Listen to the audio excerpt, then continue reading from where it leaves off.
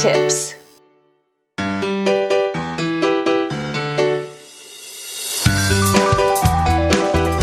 Hi, I'm Corinne from D's, and this is how to use a crimp bead.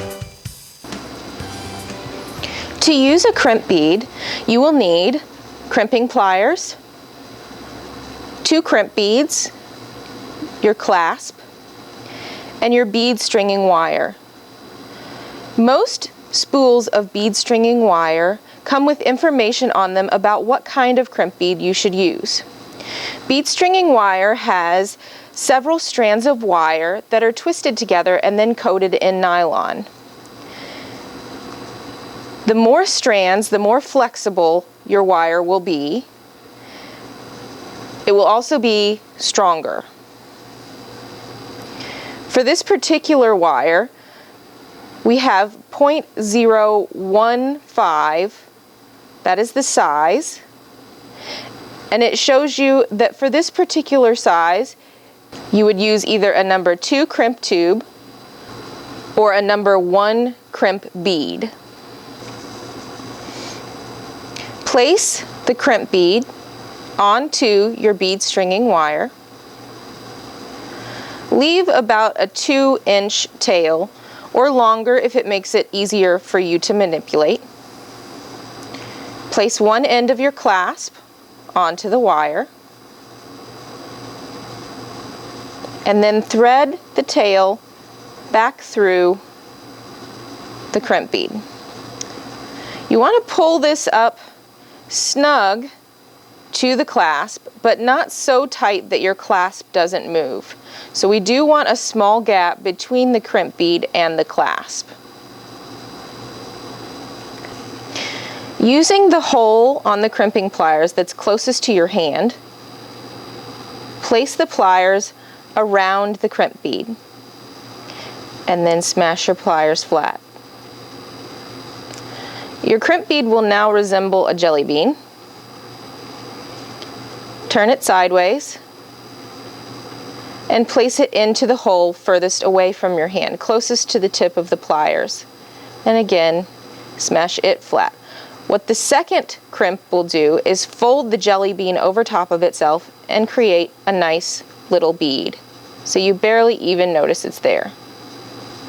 When stringing your beads onto the wire, you want to include the tail inside the beads so that it doesn't show.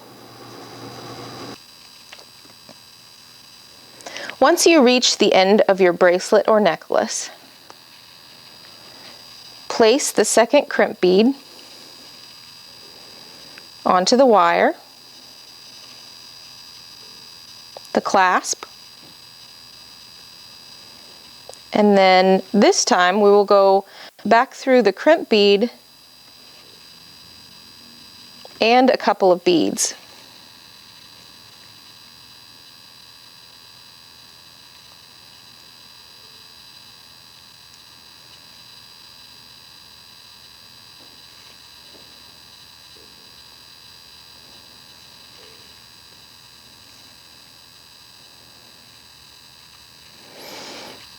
Pull this snug, just as before.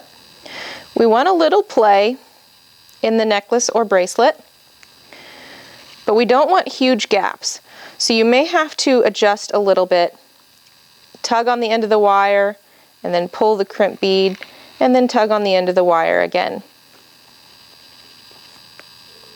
Using our crimping pliers again, using the hole closest to your hand, place the pliers over the crimp bead and crimp.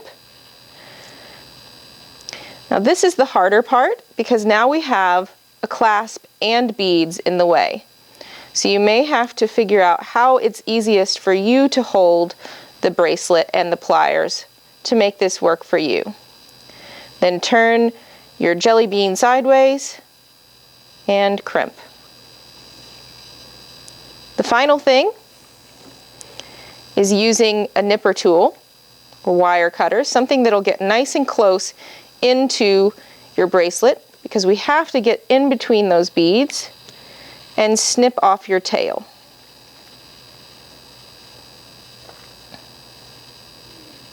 And that is how to use a crimp bead.